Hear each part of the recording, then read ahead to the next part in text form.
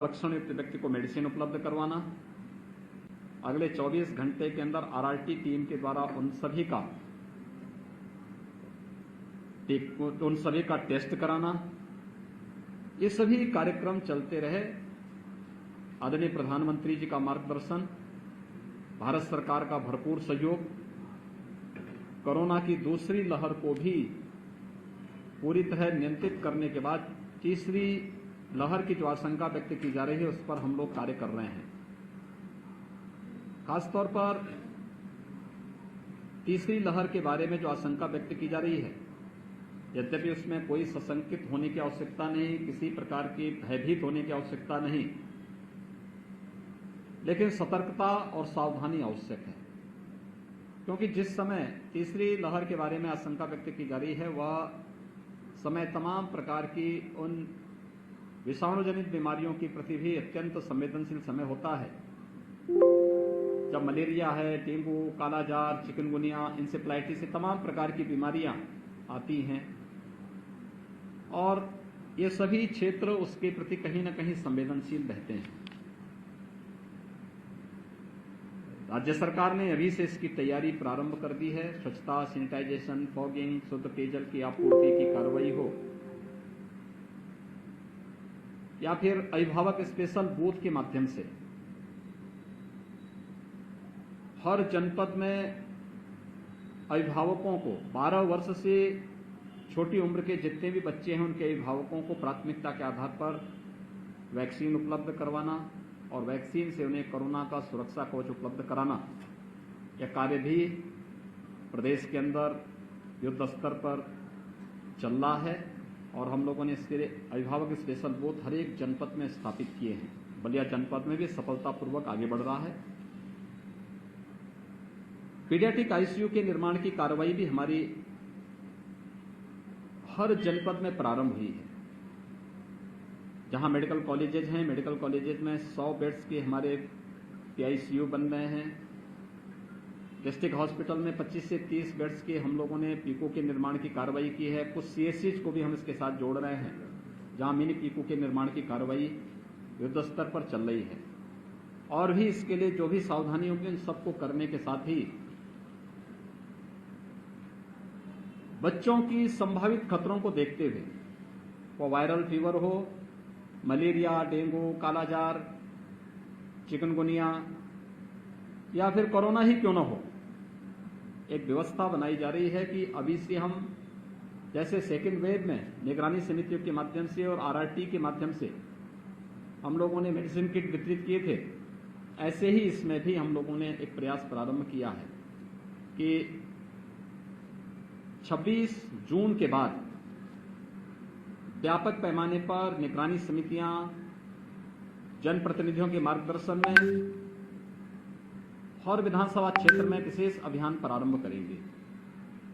अभी से पर्याप्त मात्रा में दवा हर एक जनपद में भेजी गई। इसमें 4 हमने श्रेणियां तय की हैं: 0 से 1 वर्ष की उम्र, 1 से 5 वर्ष का उम्र, 5 से 12 वर्ष की उम्र के बच्चे और 12 से लेकर के 18 वर्ष के युवाओं को भी इसके साथ जोड़ा है। 4 प्रकार के पैकेट हर एक जनपद में पर्याप्त मात्रा में भेजे जा रहे हैं। हमारी निगरानी समितियां डोर टू डोर सर्वे करके इस आयु वर्ग के जो ही बच्चे कहीं भी कोई लक्षण दिखाई देगा, फीवर है, सर्दी जुकाम है, उन्हें मेडिसिन किट उपलब्ध कराएंगे और अगले 24 घंटे के अंदर उनका फिर आरआरटी के माध्यम से टेस्ट करवाने की व्यवस्था। ये 4 प्रकार के कार्यक्रम हम लोगों ने अभी से अपना प्रारंभ कर रहे हैं। वैक्सीनेशन का कार्यक्रम सफलतापूर्वक चल रहा है। वैक्सीनेशन के कार्यक्रम में पूरे प्रदेश में अब तक हम लोग 2,46,00,000 से अधिक लोगों को वैक्सीन उपलब्ध करा चुके हैं। 18 से 44 वर्ष की आयु वर्ग के 53 लाख से अधिक लोगों ने अभी तक उत्तर प्रदेश में वैक्सीन लिया है और बलिया जनपद में भी 2,64,000 से अधिक लोगों ने वैक्सीन लिया है। वैक्सीन की प्रक्रिया को तेज करने की कार्रवाई हो रही है और 21 जून से भारत सरकार ने 18 साल से 44 वर्ष की उम्र के लोगों को भी, 45 वर्ष से ऊपर के लोगों को पहले से ही फ्री में वैक्सीन भारत सरकार दे रही थी। लेकिन हम लोगों ने एक प्रयास प्रारंभ किया है। भारत सरकार ने 18 से 44 राज्यों के ऊपर सौंपा था। राज्य ने 1 मई से अपने यहाँ वैक्सीनेशन प्रारंभ भी कर दिया था, लेकिन अब वैक्सीन की पर्याप्त मात्रा में उपलब्धता और ये फ्री में वैक्सीन भारत सरकार देगी, इसलिए वैक्सीनेशन की गति को और तेज बनाने की कार्रवाई।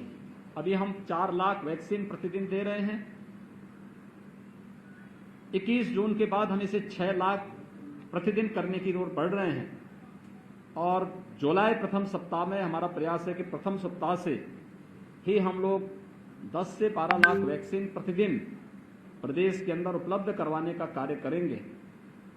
मुझे प्रसन्नता है कि बलिया ने वैक्सीनेशन के इस कार्यक्रम में वेस्टेज को न्यूनतम रखने का प्रयास किया है और मुझे लगता है इसको और भी अच्छे ढंग से आगे बढ़ाया जा सकता है। सेकेंड वेव में एक जो समस्या हमारे सामने आई थी वह थी ऑक्सीजन की आपूर्ति को लेकर के। भारत सरकार के सहयोग से राज्य सरकार ने अपने स्तर से भी, माननीय जनप्रतिनिधियों ने भी इसमें सहयोग किया है। बलिया के अंदर एक ऑक्सीजन प्लांट बनकर के तैयार हो चुका है, चालू भी हो चुका है। 6 नए प्रस्तावित हैं।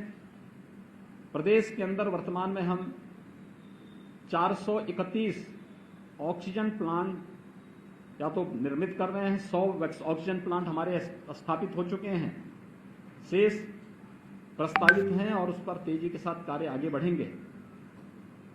उत्तर प्रदेश देश के अंदर सर्वाधिक टेस्ट करने वाला राज्य है। टेस्ट, ट्रीट एंड ट्रैक के इस माध्यम से हम लोगों ने मजबूती के साथ इस कार्यक्रम को आगे बढ़ाने का कार्य किया है। तो टेस्ट एंड ट्रीट के इस मंत्र ने कोरोना को नियंत्रित करने में काफी सफलता प्रदेश को दी है और इसको हम निरंतरता प्रदान करेंगे। आपके माध्यम से मेरी अपील होगी जनता जनार्दन से कि वो टेस्ट करने से न भागें। निगरानी समिति आती है, टेस्ट जरूर करवाएं, मास्क का इस्तेमाल भी जरूर करें, भीड़ भाड़ वाले स्थानों में जाने से बचें और मेरी अपील होगी कि वैक्सीन अपनी पारी आने पर जरूर लगाएं। हमारा प्रयास है कि गांव-गांव में हम वैक्सीनेशन के सेंटर स्थापित करें। गांव के पंचायत भवन में, गांव के विद्यालय में, अगर पंचायत भवन में ही कॉमन सर्विस सेंटर चल रहा है तो ये बहुत अच्छी बात है, लेकिन हम गांव-गांव तक पहुंचने का कार्य अगले महीने से प्रारंभ करने जा रहे हैं। तो वैक्सीन अपनी पारी आने पर जरूर लगाएं। हम सब आभारी हैं प्रधानमंत्री मोदी जी के, जिनके प्रयास से कोरोना को देश के यानी दुनिया के अंदर पॉजिटिविटी रेट में अगर आप देखेंगे भारत का रिजल्ट बेहतर है और मृत्यु दर को भी देखेंगे तो दुनिया के तमाम विकसित देशों की तुलना में भारत ने काफी हद तक इसको नियंत्रित करने में सफलता प्राप्त की है। लेकिन इस दौरान जनता के लिए, गरीबों के लिए, आम नागरिकों के लिए भी जो योजनाएं घोषित की हैं, प्रधानमंत्री गरीब कल्याण पैकेज के अंतर्गत अन्न योजना वितरित करने की व्यवस्था, मई से लेकर के दीपावली तक प्रत्येक जरूरतमंद व्यक्ति को खाद्यान्न की व्यवस्था, पर्याप्त मात्रा में खाद्यान्न व्यवस्था ये प्रारंभ हो चुका है। पर यूनिट 5 किलो चावल या गेहूं हर जरूरतमंद व्यक्ति को, राशन कार्ड धारक को भारत सरकार निःशुल्क उपलब्ध करा रही है। प्रदेश में 15 करोड़ लोग प्रति माह इस योजना से लाभान्वित हो रहे हैं। राज्य सरकार भी अपने स्तर पर 3 महीनों के लिए, जून, जुलाई और अगस्त में इस कार्यक्रम को, निःशुल्क खाद्यान्न के कार्यक्रम को अपने स्तर पर दे रही है। यानी 3 महीने मई, जून, जुलाई और अगस्त में प्रत्येक व्यक्ति को 2-2 बार निःशुल्क खाद्यान्न की सुविधा का लाभ प्राप्त होगा। हर जरूरतमंद इस संकट के समय में सरकार के सहारा की अपेक्षा रखता था। राज्य सरकार ने व्यवस्था की है।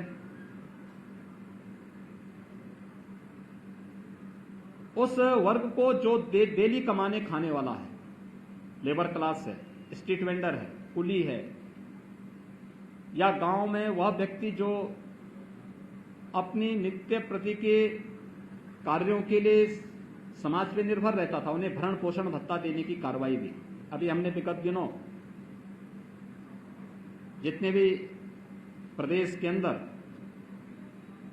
रजिस्टर्ड श्रमिक थे, ऐसे 23 लाख लोगों को भरण पोषण भत्ता की पहली किस्त उन्हें उपलब्ध कराई है। स्ट्रीट वेंडर या फिर परंपरागत जो हमारे कारीगर हैं, उन लोगों को देने की कार्रवाई युद्ध स्तर पर चली, वेरिफिकेशन की कार्रवाई चल रही है। बहुत शीघ्र उन्हें भी भरण पोषण भत्ता का लाभ प्राप्त होगा। बलिया के अंदर स्वास्थ्य सुविधाएं और बेहतर हों, इसके लिए कुछ प्रस्ताव हम लोगों ने यहां जनप्रतिनिधियों ने मुझे उपलब्ध करवाए हैं। देखिए, एक चीज जिसके बारे में बहुत भ्रांतियां पैदा करने का प्रयास हो रहा है, वह है गेहूं क्रय केंद्रों के बारे में। अगर आप बलिया के अंदर देखेंगे तो कोरोना की सेकेंड वेव में विगत वर्ष की तुलना में, यानी जो आज एक किसानों से सीधे गेहूं क्रय केंद्र के माध्यम से क्रय करने और डीबीटी के माध्यम से उन्हें धनराशि उपलब्ध कराने की जो कार्रवाई चल रही है, हमने 2017 में प्रारंभ की थी। 2016 की अगर मैं बात करूं, 2016 में केवल 7 लाख मीट्रिक टन गेहूं का क्रय हुआ था। हम लोगों ने कल तक 54 लाख मीट्रिक टन गेहूं का क्रय सीधे किसानों से किया है। बलिया जनपद में 85,000 मीट्रिक टन से अधिक गेहूं का क्रय अब तक किसानों से हुआ है। अगर विगत वर्ष की तुलना हम करेंगे तो विगत वर्ष मात्र 48,000 मीट्रिक टन गेहूं का क्रय हुआ था, तो 48,000 की तुलना में काफी आगे, काफी ज्यादा गेहूं का क्रय हुआ है। लेकिन फिर भी जिला प्रशासन से कहा गया कि जहां भी वो मंडी हो, जहां पे किसान के द्वारा लाए जाने वाली इस उपज को बरसात से बचाया जा सके, क्रय केंद्र वहां पर 22 तक सुचारू रूप से संचालित करें, जिससे हर एक किसान को इससे राहत मिल सके। किसान के हित के लिए, श्रमिकों के हित के लिए, स्ट्रीट वेंडर के हित के लिए, एक सामान्य नागरिक के हित के लिए सरकार पूरी प्रतिबद्ध तरीके से कार्य कर रही है। हम न केवल कोरोना के खिलाफ इस लड़ाई को जीतेंगे, बल्कि विकास की प्रक्रिया को तेजी से आगे बढ़ाते हुए जो स्वास्थ्य सुविधाओं को और बेहतर करने की दिशा में जो प्रस्ताव यहाँ पे हमारे जनप्रतिनिधियों ने उपलब्ध कराए हैं, सरकार उस पर गंभीरतापूर्वक विचार करते हुए उस कार्यक्रम को आगे करेगी। धन्यवाद।